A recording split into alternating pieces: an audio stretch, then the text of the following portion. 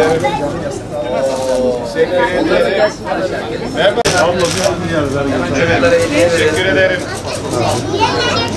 Buradayız. Buradayız. Çok iyi oluyor. Hep beraber çekelim. Bakalım.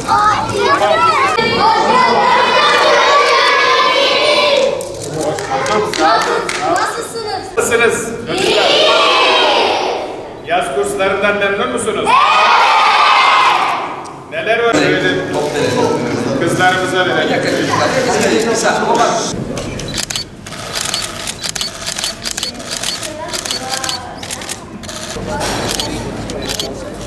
Şimdi türbeyi mi ziyaret edeceğiz? Evet, şimdi türbeyi ziyaret edeceğiz.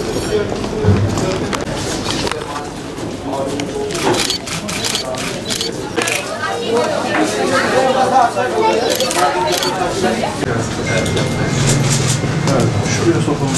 Selamünaleyküm. Rahatsız etsin. Kullarını cennetinde cemaline şeref ya beylallah. Amin. Sübhane rabbike rabbil izzeti amma yasifun. Ve selamun alel murselin. Velhamdülillahi rabbil alemin. El Fatiha.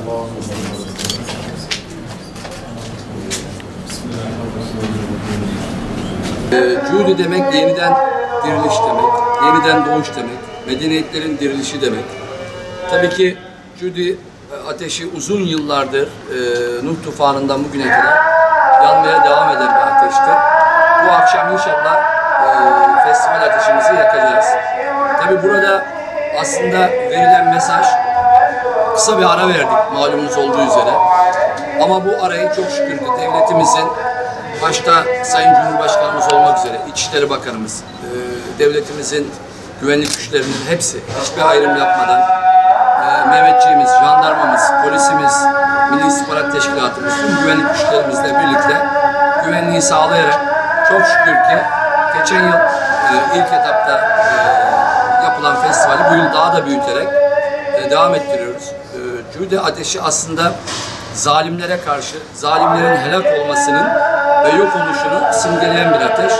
Bugün de aslında biz bu zalimlerin yok oluşunun simgeleyen ateşi yakmış bulunacağız akşam. Burada da onu simgeleyen ve bizler için, insanlık için çok önemli olan Hz. Nuh aleyhissalatü vesselam ve aynı zamanda İbnül Cezeri'nin makamını ziyaret ederek bunu başlatmış bulunuyoruz. Hz. Nuh'un makamının hemen yanında Hz.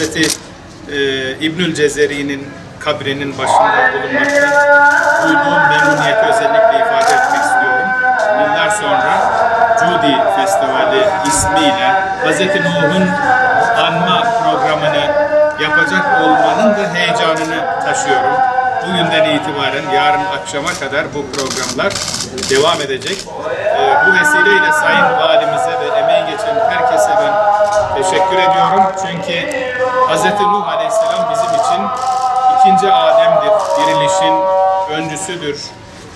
Yeniden dirilişin, yeniden insanlığın meydana gelişinin öncüsüdür ve biz bütün gençlerimize Hz.